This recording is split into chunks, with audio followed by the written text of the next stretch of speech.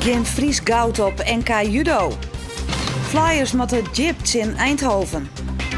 En kwalificeren of net kwalificeren, dat is de vraag. Dit is de sport van maandag 22 oktober.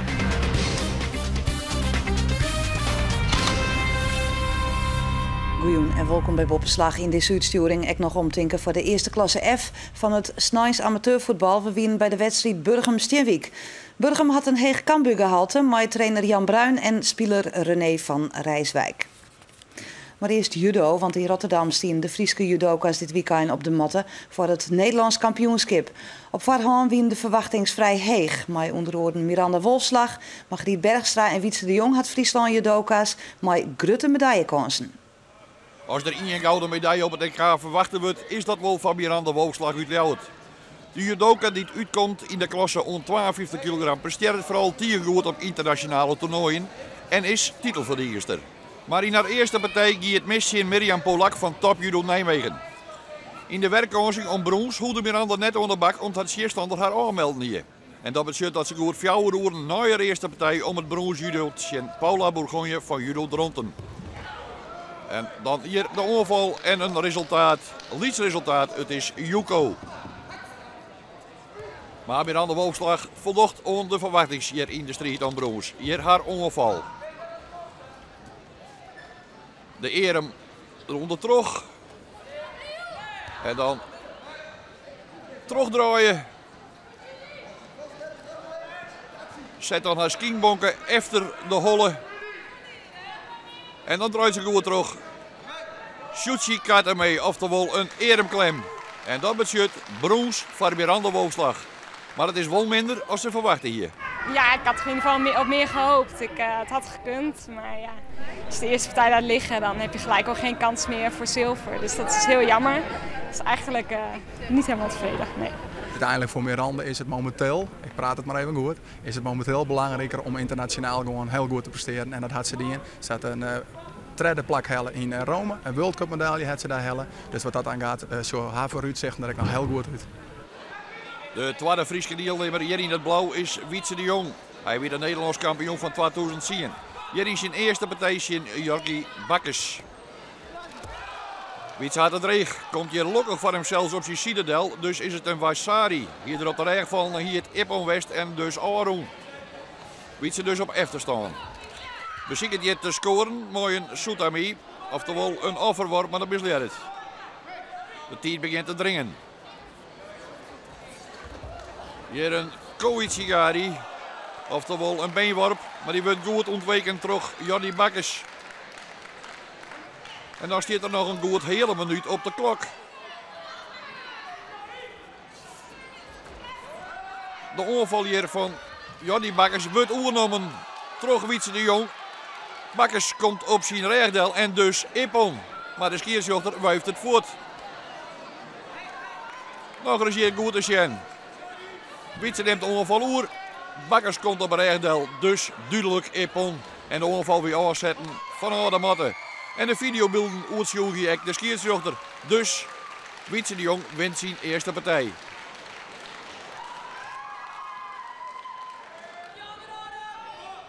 Wietse verliest dan in zijn tweede partij van zijn Borman en trainingsmaat Junior Degen. En mag dan een brons opnemen met zijn Geert de Groot van Rotterdam. Wietse hier op een nij laten zien klasse zien. Mooi een Haragoshi. En zo mag het hij rap een oin onder de partij. En dus echt voor hem brons. Tevreden? Ja, enigszins vol. Ja, zeker. Maar je moet altijd een beetje balen. Want dan heb je de vooruitgang krijg je dan net nou. Dus wel kritisch wezen. En dan is er nog Margriet Bergstra van de Lemmer. Ze is de junior, een groot talent. Maar ze komt hier op efterstaan in de partij maar het Gier. Een ongeval van de Gier. Doel wie Ippon, Seonage, maar dat slaagt het net. Maar het is wel een Yuko. En dan de passiviteit hier onderkant van de Gier. Dat mooi net. Dat levert haar een straf op. Papagaatje leef je nog, zo uit de skiersjochter. Als er nog een straf van de Gier komt, dan zou het wel gelijk wezen. Maar hier is het ongeval van Marit de Gier. En die zet hier de verwurging in. En daar zal Margriet Bergstra net meer uitkomen. Maar zilver is een prima resultaat van deze junior. Volgend jaar gaat ze oer naar de senioren. Nou, dit is natuurlijk een hele mooie aansluiting. Ze is nou tweede geworden. Dus ja, we zijn benieuwd hoe haar komend seizoen eruit komt te zien. Maar ja, dit is natuurlijk een fantastische start. Als die kansen nog? Ja, ik heb zeker nog kans. Ik ben nog junioren, dus dat ik die medaille pak is natuurlijk hartstikke mooi. Maar nou ik stond in de finale, ik wil graag willen winnen. En er weer nog een Friesin met een bronzen medaille in Rotterdam. Sandra de Hoop van judovereniging Grote Gast in de klasse rond 48 kilo. De ijshockeyers van het Heerenveen binnen het nieuwe seizoen sterk uiteenzet. Na 4 wedstrijden binnen de Flyers zelfs koprinner. Onder leiding van coach Chris Eimers binnen maar liefst 9 nieuwe spelers in post. Een van die nieuwelingen is Kevin Bruisten uit Nijmegen. We volgen Bruisten vreed sinds zijn oud-ploeg Eindhoven op die af.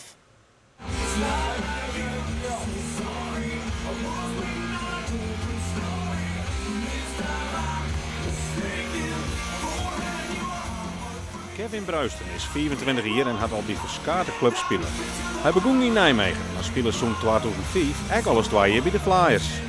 Via Amsterdam en een miswere avontuur in Noord-Amerika en Duitsland pakte hij met Nijmegen de landstitel. Verleden seizoen speelde hij voor Eindhoven, maar nu dus dagswerk voor de Flyers. Wat brengt mij bij Heerenveen? Dat is eigenlijk een heel makkelijke vraag. Dat is de fans, de atmosfeer. Als je kijkt naar bijvoorbeeld een team als Eindhoven, heel leuk. Ze hebben het goed voor elkaar. Alleen ja, er zitten 100 man op de tribune, 200 als je geluk hebt. En hier zoals vanavond, daar zitten toch 1500 man denk ik, of 1200 betalenden op de tribune. En dan, ja, dat creëert een sfeer. En ja, dat vind ik heel belangrijk. Bruisten combineert het ijshockey met een studie fysiotherapie in Papendal. Hij denkt dat zijn team overal voor verrassingen zorgen kent dit seizoen. Het is leuk om mee te doen met de bovenste 2, 3. En ja, Heerenveen denk ik dat hij zeker een kans maakt om bovenin mee te draaien. En ja, de ambities zijn natuurlijk altijd om kampioen te worden. Ik ben het 1 keer geweest met Nijmegen, ja. Het smaakt naar meer. Doet Nijmegen in 2010 de landstitel pakte, wie Chris Eimers der trainer. Eimers weet dan ook wat voor type speler hij met Bruisten helpt. Kevin is een natuurlijke goalscorer. Hij heeft een ongelooflijk goed schot. Is een heel fijne jongen in de groep. Werkt hard. Is niet iemand die heel gauw op de voorgrond treedt. En ja, is prettig mee samen te werken.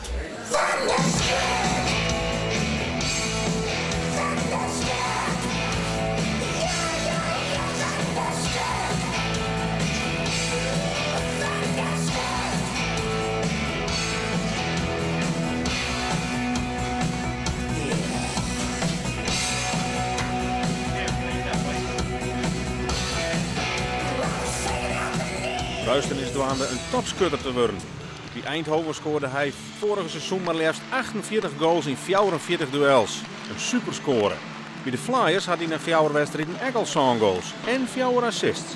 Daarmee stiert hij onnota tweede op de topscorersranglijst. Ja, tot nu toe gaat het heel lekker.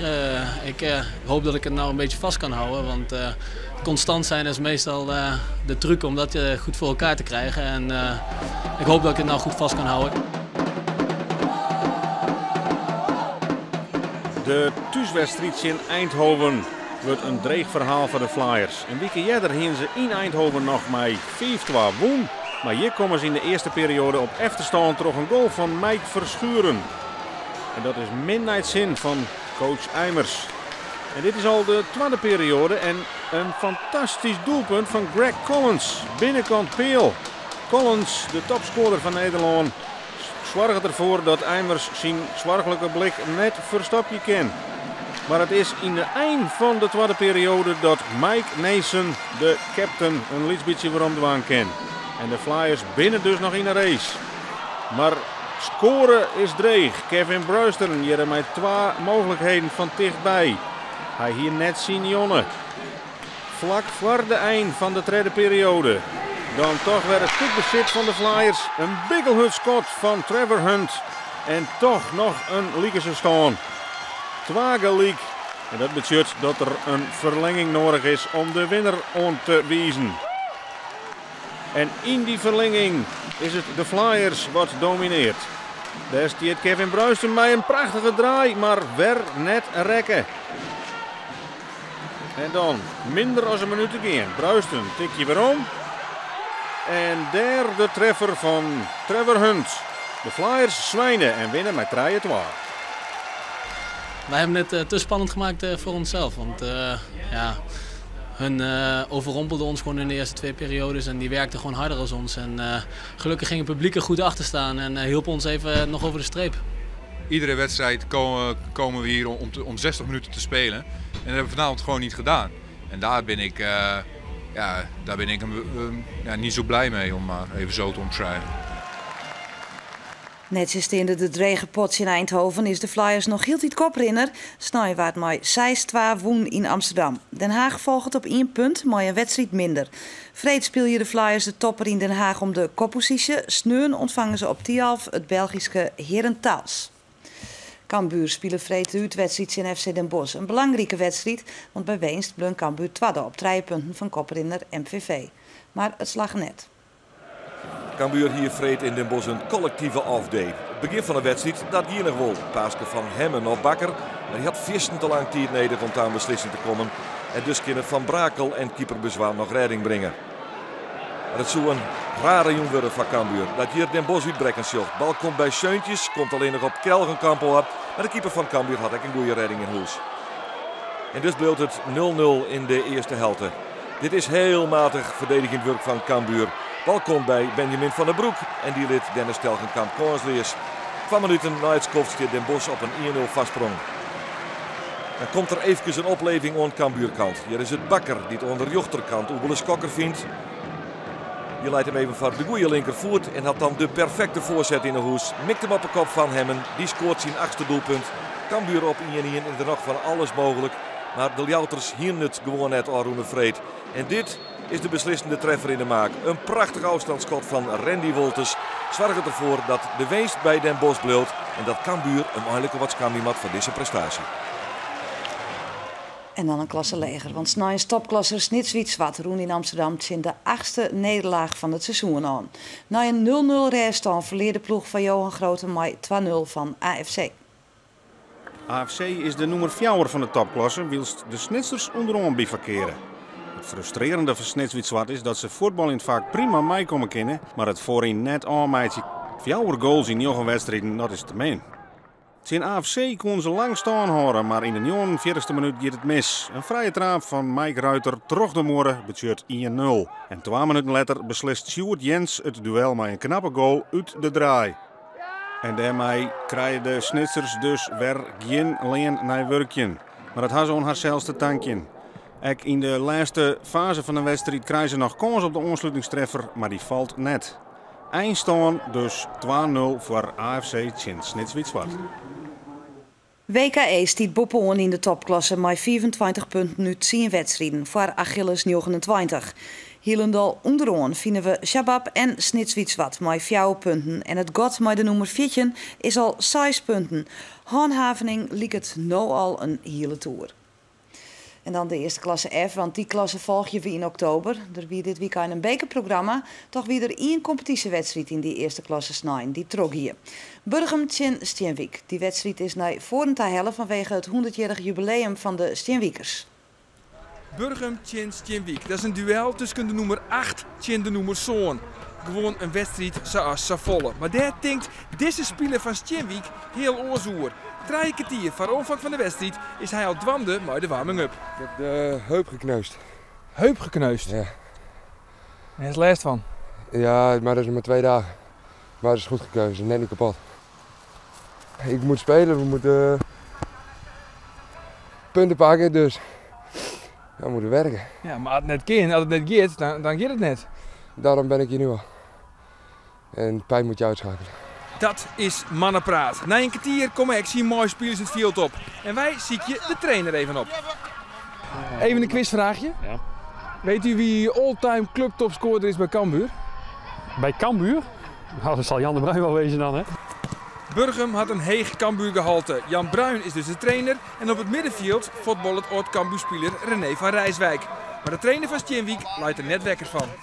Maar goed, met alle respect voor René van Rijswijk, hij is wel 41. Ja, zo simpel is het ook. Dus daar ben je absoluut niet bang voor?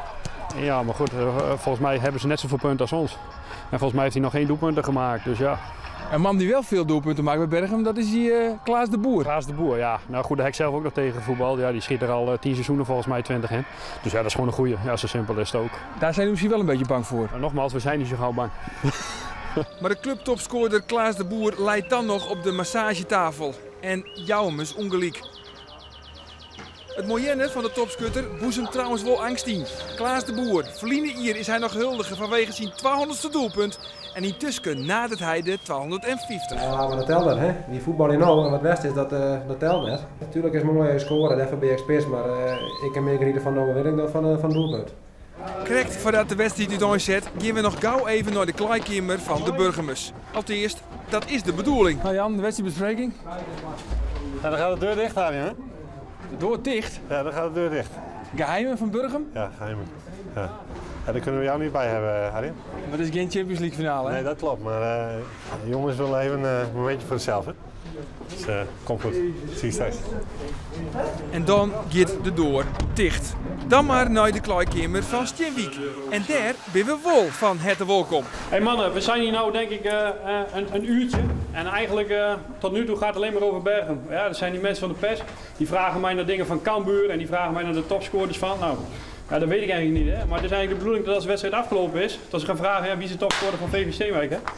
Maar zo simpel is het wel. Ja, het is mooi dat ze het over Berchem hebben, maar laat maar zorgen over 1,5 uur ja, dat ze het over Steenwijk hebben.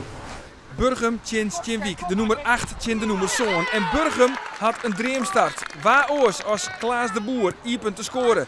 En 6 minuten later maakt het Henny Bouwjes er 2-0 van. En als even later René van Rijswijk de Lotte teistert, wordt het tijd om even naar de trainer van Steenwijk te gaan. Je zei nog in de voorbespreking van het gaat steeds over Berchem. Ja. Na afloop gaan we het hebben over Steenwijk. Ja, hij is altijd makkelijk, hè? Dit noemen ze goedkoop scoren, zeggen ze dan. Hè? Ja. En tot nu toe gaat het nog steeds gewoon over Klaas de Boer, Henny Bouwjes, en René van Rijswijk. Ja, dat zeg ik. Ja, dat is wel makkelijk, hè? Achteraf je gelijk halen. Toch of niet? Ja. Steenwijk krijgt correct van de skof nog een grote kans op de ontstukingstreffer. Maar als die er net in gaat, zie je beide ploegen de kleikamer op. Maar een 2-0 vastsprong van Burgem. We beginnen inderdaad heel goed. Dus goed dat we de wedstrijdbespreking even met de jongens gedaan hebben. En dat wij er net bij vingen. Ja, inderdaad. Nee, komt goed. De deur gaat zeker weer dicht, Haast. Ja, de deur gaat zeker dicht. Ja. Dus we hoeven net mooi erin. Nee. Maar dat doggen we stiekem wel. Even Shen in de kleikamer van Burgem. Maar als we dus in de gaten krijgen, gaat de deur weer dicht.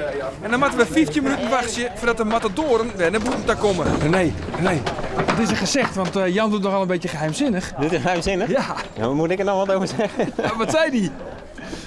Nee, Jan is niet zoveel geheimzinnig. Gewoon lekker voetballen. Maar in de tweede helft is er maar één ploeg die het lekker voetballt. En dat is Steenwijk. Ze krijgen werkelijk kans op kans. Maar de bal die wil er maar net in. Nee, de echte goalgetter die voetballt aan de orenkant. En dat is Klaas Boem Boem de Boer. Eerst rekt hij nog de peel, maar even later is het vol raak. En Klaas de Boer, hij bepaalt de eindstand op 3-0. Hoeveel goals heeft nou voor Burgem? Dit seizoen draaien. Dat horen dat gaat best, hè? Oh ja, dat is ik zo. Ja. Hij zit net ergens opschreven in een boekje. Nee, mijn vriendin had er meer mee bezig dan ik. Maar dat is net belangrijk. Ja. We zijn de punten, gaan we die hebben. Nou ja, dan kan ik zelf nog een bijdrage leveren, in dat mooi. Maar helft de 300 nog? Nee, ja, in treden. Nou, succes. Ja, Jan, je de deur weer dicht? De deur gaat weer dicht, hè? Dat is weer even een momentje voor de jongens. Ja, dat hoort erbij, hè? Dus wennen vast van aan de komende jaren.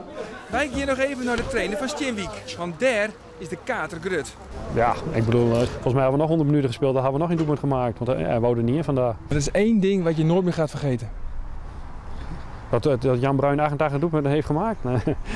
Maar weet je wel wie de topscorer van Steenwijk is dan? Kijk, dat weet ik dan weer wel. Weet je het antwoord?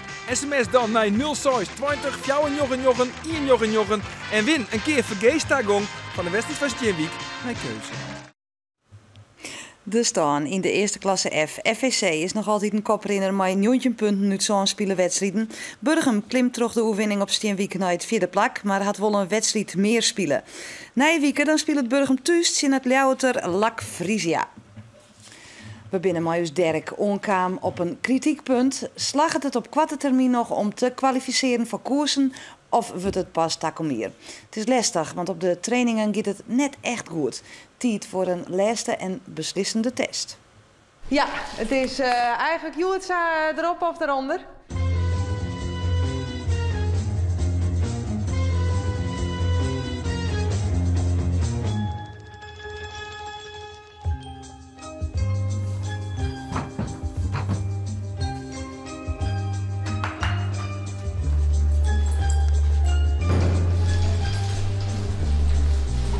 Wat best mooi in de kleren. Ja, met voor de foto, hè? Foto? We komen op de voorkant van de glossy, van de derk.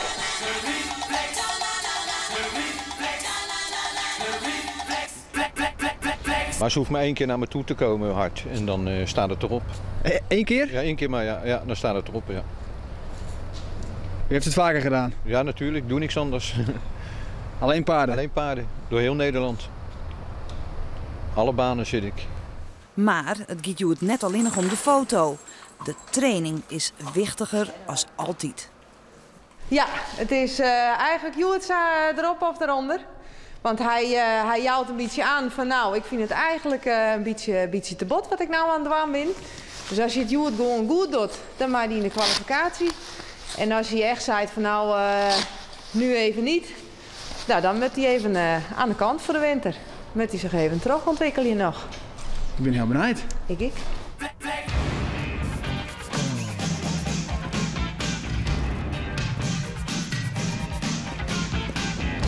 Hebben ze?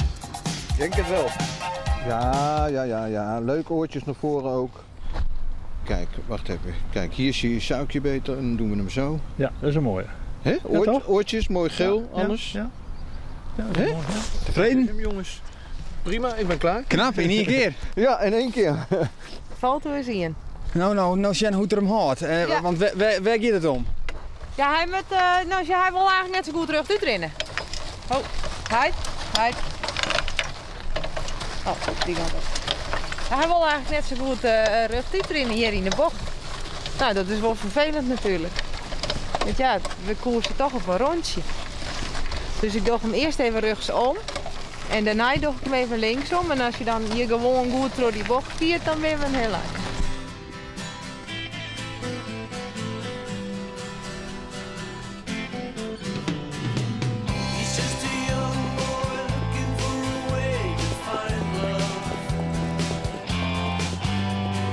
En? Ja, dat komt op zich wel goed. Alleen dacht ja, nou Ronnie der ik al een beetje de bocht uit. Hij denkt gewoon, ja, dat is het kwaste van huis. En eigenlijk heb ik er net zo volle nog aan, zei hij. Is dat het dat hij denkt, daar is de uitgang, ik wil je waai? Ja, dat is gewoon het kwaste paardenhuis. Het is gewoon zijn manier om aan te gaan, het is eigenlijk een beetje te bot voor me.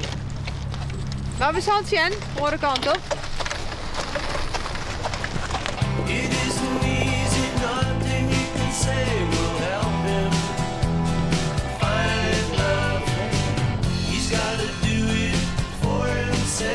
Hij gaat de bocht geforceerd, beethouden wil terug en hij is eruit. En dan springt er nog voort, dan schaart er nog niet boeten. Dus dat is het teken van jongens, ik wil het langer. Je moet er nou even ophouden. Ja, tenminste, dat is de meeste taal vanzelf. Dus, ik denk dat we eerst onze kwalificatieverhaal nog maar even verder laten moeten. En hij moet zich nog even verder ontwikkelen. En dan, want ja, snelheid en techniek heeft hij verder genoeg. Dus er is verder niks ergs aan de hand. Maar hij heeft nog even wat meer tijd nodig. Het is net een kwestie van pinnen of een kwestie van techniek, maar een kwestie van, ja, mentaal. Gewoon nog te jong, te grien. Er net aan taal wijzen. Er net aan taal wijzen, precies. Ik denk dat het wel verstandig is om hem om te castreren. Is ik nou iets raars? Ja, wist je wel wat dat is? Ja, dat weet ik wat dat is. Ja, ik denk dat het wel verstandig is dat dat bij hem gebeurt. Want hij wordt wel een hele... Ja, nou stiet hij erbij, wat een oepke. Maar het wordt een hele meneer. Nou, dan moeten we daar als eigenaars maar eens even hoe stinnen. Ja, je moet het er maar eens even in de groep gooien. Want ik ben bang dat dat wel het beste is.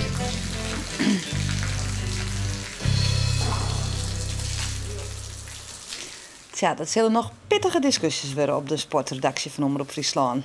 Ons via de sport in Boppenslag. Tongensie, dan ben we er weer maar het café.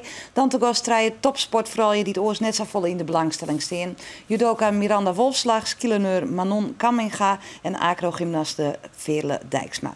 Nou dadelijk is de Nijse Joet een heel mooie joent aanwezig. Doeg!